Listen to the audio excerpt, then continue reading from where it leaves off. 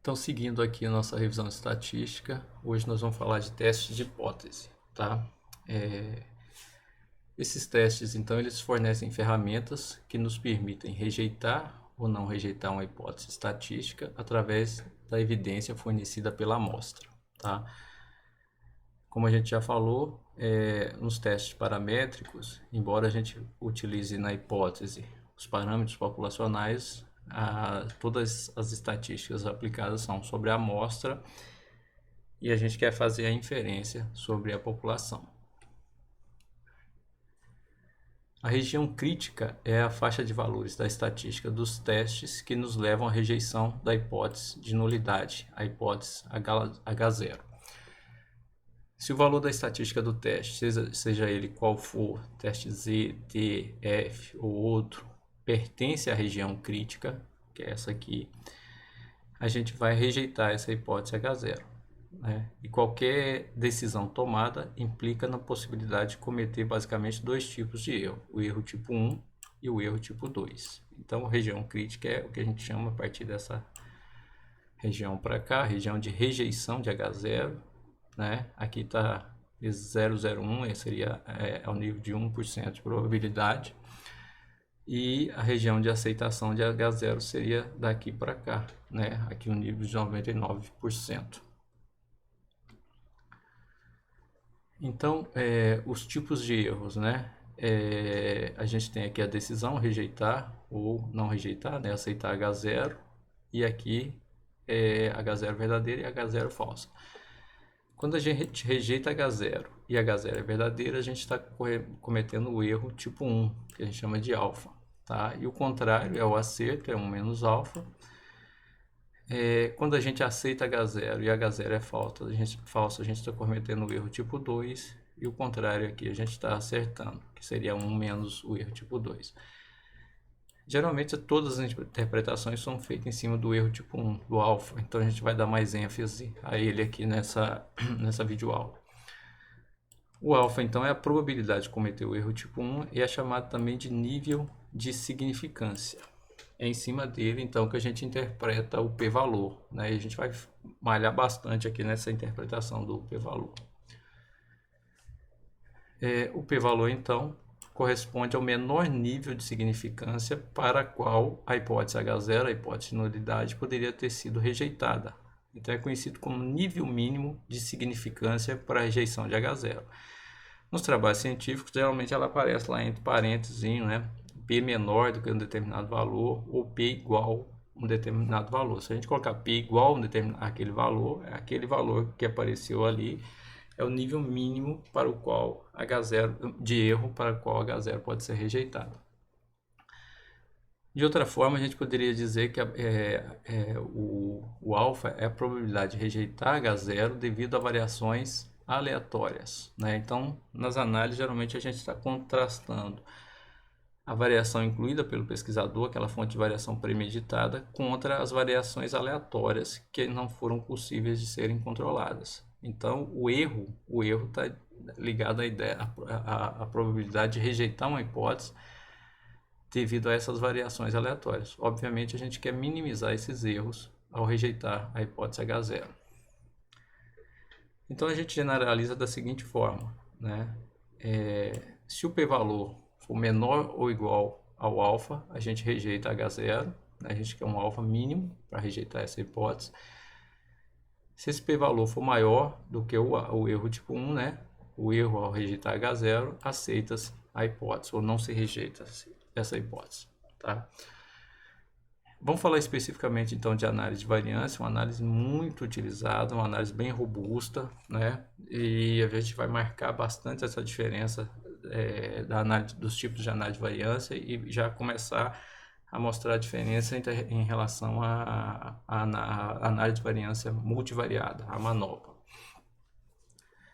Então, a análise de variância é uma técnica que estuda grupos de médias de tratamentos e verifica se existem diferenças significativas entre eles, né? Então, na análise de variância, a hipótese é lançada sobre as médias.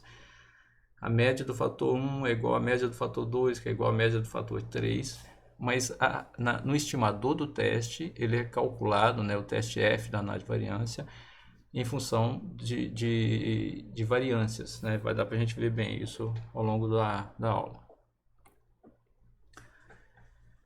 Então aqui a gente tem a tabela da análise de variância. Geralmente nessa primeira linha a gente bota causas de variação ou FV, que seria fonte de variação, né? O que seria isso? É a fonte de variação? É aquilo que influencia nas minhas variáveis respostas, nas minhas variáveis dependentes, né? Nesse caso específico aqui a gente tem o fator seria a variedade, né? Então a gente tem a fonte de variação entre variedades, que é a variação que a gente quer enxergar, aquela fonte de variação premeditada. E nós temos a fonte de variação dentro de variedades que compõem o erro experimental, tá? Seria aquela variação entre as unidades experimentais dentro do mesmo fator, dentro do mesmo tratamento. Aqui na tabela de análise de variância a gente tem grau de liberdade. Então, o grau de liberdade para o fator, para o tratamento, aqui no caso variedade, seria o número de variedades menos 1. Então, aqui provavelmente a gente tem, com certeza, 4 variedades menos 1, né? Dando aqui, então, os 3 graus de liberdade para a variedade. O grau de liberdade total é o número total de observações menos 1. Então, aqui a gente teria 24 menos 1, 23, tá? E o grau de liberdade associado ao resíduo seria o grau de liberdade total menos o grau de liberdade devido à variedade. Um modelinho bem simples aqui, onde a gente só tem duas fontes de variação.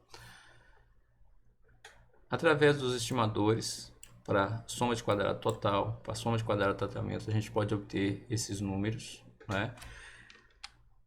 Aqui na frente dá para a gente ver esses estimadores. Então aqui a soma de quadrado total pode ser obtida por esse estimador, né? E a soma de quadrado de tratamento por esse estimador. E a soma de quadrado de resíduo, como ela é igual, a soma de quadrado total é igual a soma de quadrado de tratamentos mais a de resíduo, por diferença, né? A soma de quadrado total menos a soma de quadrado de tratamento, a gente pode obter a soma de quadrados de resíduo. Voltando aqui para a tabela da análise de variância, deixa eu dar uma limpada nisso. O quadrado médio, que são variâncias, né, eles são obtidos então pela divisão da soma de quadrado pelo grau de liberdade correspondente. Então a gente vai obter esse valor aqui, seria a variância associada à fonte de variação variedade, seria a variância entre variedades, né? O quadrado médio de resíduo, ou seja, a variância associada ao resíduo, ele é obtido através da soma de quadrado total dividido pela soma de quadrado pelo grau de liberdade correspondente. Então aqui seria a variância residual. Então, de posse dessas variâncias, aqui na nossa análise de variância, a gente vai obter o F calculado, né, que é obtido dividindo-se a variância entre variedades dividido pela variância dentro de variedades. Tá? O numerador, então, é a variância associada à fonte de variação variedade. E no denominador é a variância associada à fonte de variação resíduo. Então, o F calculado nesse caso aqui tem um valor de 5,40. Se a gente estiver fazendo um exercíciozinho à mão, a gente vai contrastar esse F calculado com o F tabelado. O F tabelado aqui, então, ele está... O alfa aqui é predeterminado. É um alfa aqui de 0,01, a gente multiplica por 100, então isso aqui é um alfa de 1%. E a gente entra na tabelinha com os graus de liberdade do numerador. O numerador é a fonte de variação variedade, que é 3. E com o grau de liberdade do denominador, que é dentro de variedades, que nesse caso aqui é 20. Então, da tabela F ao nível de 1% de probabilidade, a gente obteve o valor aqui de 4,94. E agora a gente vai comparar esse F calculado com esse F tabelado e definir se a gente rejeita ou não rejeita a hipótese H0.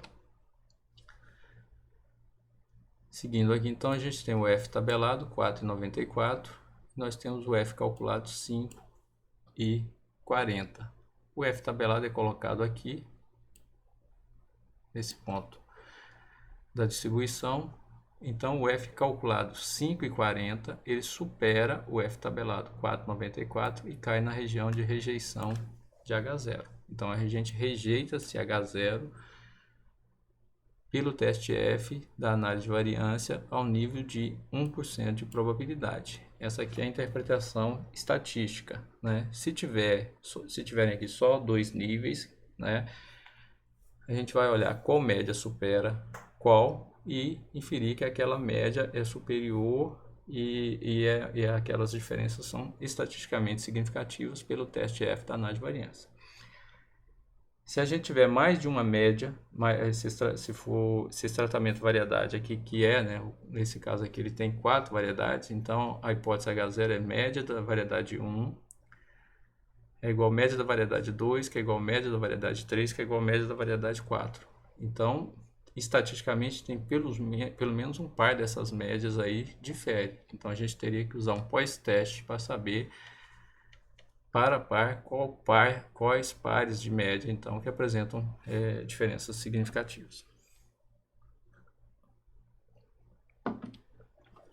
Só para treinar aqui, então, a interpretação do p-valor, esse aqui é um scriptzinho do R, né? Então, aqui o arquivo de dados, ele tinha uma variável independente local, então, diferentes espécies, a mesma espécie coletada em diferentes locais, esse aqui é um arquivo de peixes, né? E foram medidas as variáveis CP, CC, AIC, AIPC, LIO, tá? Então, foi criado o arquivo ANOVA, a função no R para análise de variância é AOV, entre parênteses aqui a gente vai botar o modelo. O modelo nosso quer dizer que a variável é AIPC, esse tiozinho a gente lê varia em função de, então varia em função de local, e para isso a gente vai ler o arquivo data, tá? E isso vai ser sumarizado, então, os resultados dessa análise nesse arquivo ANOVA, tá? Então aqui é a tabelinha da análise de variância, como se a gente tivesse aqui fonte de variação. Então a gente tem um modelinho bem simples que só tem duas fontes de variação, que é a variação entre locais e a variação dentro de local, que seria o resíduo, tá? O DF aqui é o derivative free, é o grau de liberdade. Depois tem o sum square, que é a soma de quadrado. Depois tem o mean square, que é o quadrado médio, que são as variâncias. O valor de f e aqui o p-valor, tá? Então, para interpretar esse p-valor, a gente tem que multiplicar ele por 100. Então, isso aqui vai dar um valor de 11%, né? Quando a gente multiplica, pula duas casas aqui. E esse, então, é o erro que eu cometo ao rejeitar H0, o erro tipo 1, né? Então, 11% de erro ao rejeitar H0 é muito erro, é um erro muito grande e a gente não rejeita, a gente diz que esse resultado é não significativo, tá? Então, é importante aprender a interpretar esse p-valor. Aqui segue o mesmo arquivo, tá? Só que agora está avaliando a variável CP, então CP varia em função de local, tá? E aqui é a tabelinha da análise de variância. Mesmo resultado, você vai, o p-valor, você multiplica por 100, tá? Isso vai dar um valor aqui de 6,28%, que é o erro ao rejeitar H0. Também é um erro grande, acima de 5%, nós vamos considerar que não é significativo, tá? Então, as médias, embora numericamente elas possam diferir, estatisticamente elas não diferem ao nível de 5% de probabilidade. Aqui já é um outro arquivozinho, né? A variável resposta aqui agora é uma variável chamada APT. O nosso fator, o tratamento, é grupo genético. Ele é 4 menos 1 aqui dá 3, então tem 4 níveis, né? E o modelo também é um modelo bem simples, que só tem grupo genético, a variância entre grupos e a variância residual. E aqui o p-valor deu esse valor aqui bem pequenininho. Quando a gente multiplicar isso por 100, a vírgula vai vir para aqui, ó, então vai ser 0,08% o erro ao rejeitar H0. Esse erro, então, é um erro extremamente pequeno. Então a gente pode rejeitar essa hipótese e dizer que as médias diferem estatisticamente. As médias dos diferentes grupos genéticos aqui, pelo menos um par dessas médias, difere estatisticamente nesse nível de significância, que é 0,08%. Tá? Aqui de novo uma nova para aquele arquivo que tem as fontes de variação entre local e dentro de local, local e resíduo então, e um p-valor aqui foi para a variável LIO, né?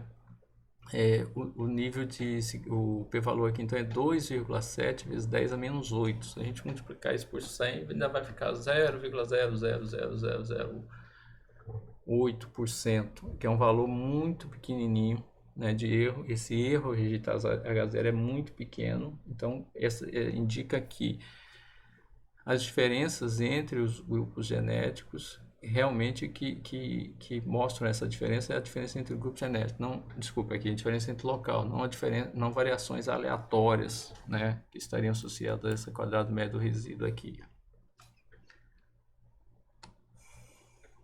Seguindo, então, é importante a gente entender o que é um modelo, tá? Então, os modelos, a gente pode diferenciar o modelo estatístico do modelo matemático. O modelo estatístico é esse que tem o erro experimental. O modelo matemático ele não tem o erro experimental, né?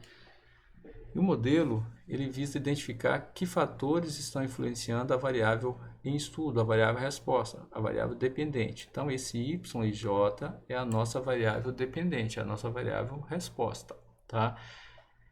Ele é igual à média geral do experimento mais o efeito do fator I ou tratamento I, como vocês queiram chamar, tá? Que é aquela fonte de variação entre grupos genéticos, entre locais, nesses dois exemplos que a gente vem utilizando.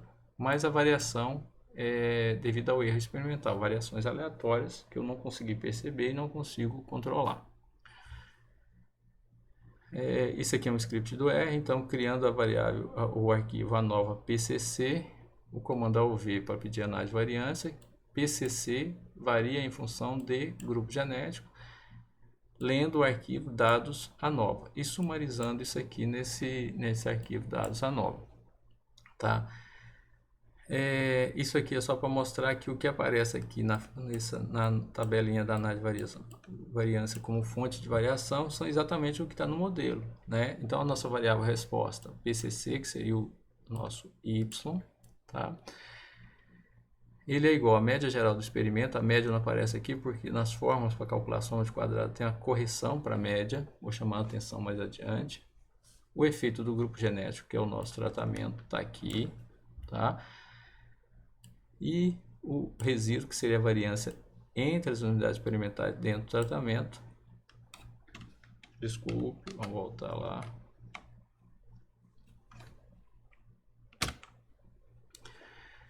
O resíduo seria a fonte de variação E2, E e J. Tá? Então, o que aparece no nosso modelo são as fontes de variação que influenciam na nossa variável resposta. Tá? Com relação à fonte de variação, o nosso tratamento é a nossa fonte de variação premeditada, aquela incluída pelo pesquisador para ser avaliada. Tá? A nossa fonte de variação resíduo, né, é a nossa variação aleatória. E a variação sistemática, quando ela é percebida, ela deve ser incluída no modelo. Como, por exemplo, um efeito aqui de inclinação, se for um experimento com plantas, né, inclinação, fertilidade do solo, idade dos animais, sexo. Então, se você perceber algo que esteja influenciando na sua variável resposta, que não seja atribuída à fonte de variação premeditada que você incluiu, né, para isso não inflacionar o erro, você deve incluir aqui, você deve modelar. E você modelando, obviamente, isso vai aparecer aqui na tabela de análise de variância. A gente poderia ter aqui grupo genético, sexo e resíduo. Então, no modelo aqui, apareceria a fonte de variação sexo. Tá?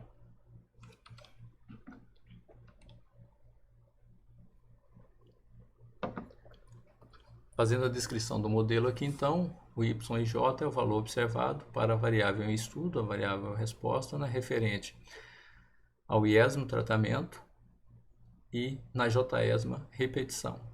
M, média de todas as unidades experimentais, a média geral. TI é o efeito do particular tratamento, I, no valor observado y e j, né, correspondente. E EIJ é o erro associado à observação y e j. Só para lembrar, o erro experimental se refere às variações observadas entre as repetições ou unidades experimentais do mesmo tratamento. Então, nos trabalhos é comum aparecer o modelo e aparecendo o modelo fica fácil avaliar o que o pesquisador avaliou que análise ele fez, que efeitos ele avaliou. Isso aqui é só um exercício, então, utilizando esse conjunto de dados aqui, né, pode-se definir qual modelo, definir qual hipótese está sendo avaliada, preencher o quadro da análise de variância para essa característica PCC aqui e concluir sobre a hipótese.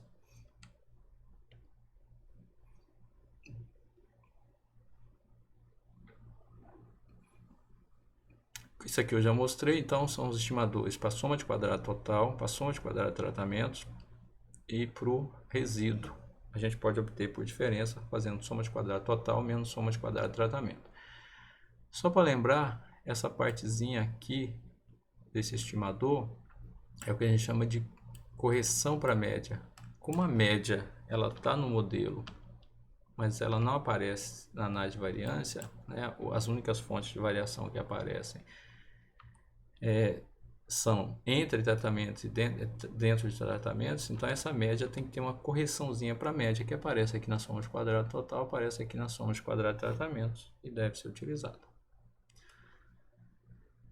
Quando a gente tem um experimento balanceado, a gente pode dividir aqui diretamente pelo número de repetições na soma de quadrado total, mas quando a gente tem um experimento desbalanceado, né, quando a gente tem número diferente de repetições em tratamentos, a gente deve dividir pelo número de repetições específico dentro do tratamento, quando a gente for fazer um exercíciozinho na mão. Do ponto de vista de análise de variância, o software tem opções específicas para experimentos balanceados, para você fazer uma nova com experimento balanceado e com experimento desbalanceado, tá? Seguindo aqui, então, vamos diferenciar os tipos de ANOVA, né? A gente tem ANOVA um fator ou one way, é aquela então que visa analisar o efeito de diversos níveis de um fator, então seria um único fator com diversos níveis, por exemplo. O grupo genético é um único fator e a gente tem 4 níveis, né, aplicados a uma única variável resposta, tá? Isso é o que a gente chama então de ANOVA um fator. Quando a gente tem ANOVA dois fatores, o objetivo então é avaliar o efeito de diversos fatores. Então agora não seria só, por exemplo, grupo genético, seria se a gente tivesse grupo genético e sexo, cada um grupo genético com 4 níveis e sexo com 2 níveis, né? E avaliar como isso pode influenciar também em uma variável resposta.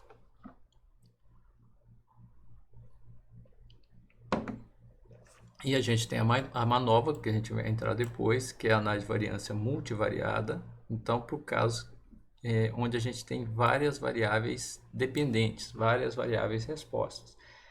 E a gente quer analisar elas conjuntamente, avaliando o efeito de um tratamento específico sobre várias variáveis, né? Isso é assunto mais da frente dessa disciplina. Para deixar bem claro, então, ANOVA um fator, né? Aqui o modelo seria esse, a variável resposta. Então, vamos pegar, aqui tem 3 variáveis resposta, PCC, CPT e APT, está no mesmo arquivo, mas a gente vai, quando a gente está falando de ANOVA um fator, a gente vai analisar cada uma delas individualmente, né? Então, a gente vai avaliar se tem diferenças entre os grupos genéticos para PCC. Então a gente teria que fazer um scriptzinho separado para PCC. Então, criando aqui o arquivo PCC, o AOV, que seria o comando para análise de variância, quer dizer que PCC varia em função de GG. Então a gente tem uma única variável dependente em função de uma única variável independente. E aqui o resultado significativo. Para mim fazer essa análise para CPT e APT, eu tenho que copiar esse script, fazer as modificações nele, né? Botando, por exemplo, aqui a nova CPT, aqui então CPT variando em função do GG e pedindo essa análise. Depois eu vou pedir a análise para APT. Então é uma variável dependente e uma variável independente. Quando a gente faz a nova dois fatores, o two-way, então a gente tem uma única variável dependente, né? Aqui no caso é a expressão de um gene, o gene ATF6M, variando em função, aqui está errado, né? De mais de uma variável independente, né? Então, deixa eu apagar isso aqui. Então, o modelo nosso seria o seguinte, a expressão do nosso gene, que é a nossa variável resposta, está aqui, o nosso y, é essa aqui, ó. Ela varia em função de que? A média geral do experimento, nós temos o efeito do grupo genético, a gente tem dois grupos genéticos aqui, COB e PELOCO, cada um com 2 níveis, mas varia também em função do ambiente, que é um ambiente de conforto térmico e estresse, então a gente tem 2 níveis para esse fator ambiente também. Nós podemos ainda incluir a coluna da interação do grupo genético com o ambiente, que é essa aqui, tá? E aí o erro experimental. E nós pedimos a análise no scriptzinho do R aqui, botando, criando o arquivo ANOVA-MUS, o comando é o mesmo, então o modelo é ATF6.M, varia em função de GG mais AMB, mais a interação, lendo o arquivo MUS e sumarizando esse arquivo ANOVA-MUS. Então aqui nós temos o resultado. Como fonte de variação aqui, se a gente tivesse botar aquela coluninha, né? Nós temos GG, ambiente e a interação. Grau de liberdade, soma de quadrado, quadrado médio, F e aqui os p-valores, 15%, 89%, 74%, todos erros muito grandes ao rejeitar H0, indicando que a gente não rejeita H0, né, e não tem diferença significativa, nem para grupo genético, nem para ambiente, nem para GG. Lembrando que quando você incluir essa coluninha da interação, é importante que você bote esse modelo completo, porque se você analisar isso aqui em modelo simples, como a gente mostrou anteriormente, só com esse efeito aqui, a gente vai ter diferença, porque quando a gente bota mais fontes de variação no modelo, essa variância que poderia estar inflacionando o erro aqui vai ser particionada entre as outras fontes de variação de efeito aleatório, tá? Então é importante que analise nesse modelo mais completo aqui. Com relação à correlação, a gente vai mostrar aqui só o que é, né? Exprime o grau de associação linear entre duas variáveis, x e y. A fórmulazinha da correlação a gente pode chamar de ρ, pode chamar de Rzinho aqui também a correlação. Ela é a covariância entre as variáveis dividido pelo produto das variâncias, a raiz quadrada do produto das variâncias, ou o desvio padrão, o produto dos desvios, né? Ela mostra a tendência de x e y variarem assumindo valores sobre uma linha reta. Aqui são gráficos de correlação mostrando desde uma correlação perfeita negativa até uma positiva, né? E correlação alta positiva, correlação baixa, correlação muito próxima de zero, tem essa dispersão aqui em formato de nuvem, e uma correlação negativa, né? E a importância da correlação para análise multivariada é que você analisa conjuntamente as variáveis, então essas variáveis são correlacionadas, então daí que vem a importância da correlação. Como exercício, vai ficar aqui para vocês calcularem a matriz de variâncias e covariâncias entre essas três variáveis, então vai ser uma matriz 3x3, né? PCC, CPT e APT, onde na diagonal a gente vai ter a variância de PCC, a variância de CPT e variância de APT, né? E fora a gente vai ter os valores de covariância, tá? Então é importante que a gente aprenda a calcular a matriz de variâncias e covariância, entender, visualizar, né, essa matriz. E depois, com os valores de variância e covariância, né, a fórmula da correlação ela envolve covariâncias no numerador e variâncias no denominador, a gente calcular a matriz de correlação, que também vai ser uma matriz 3×3 dessas três variáveis aqui, tá? Basicamente isso.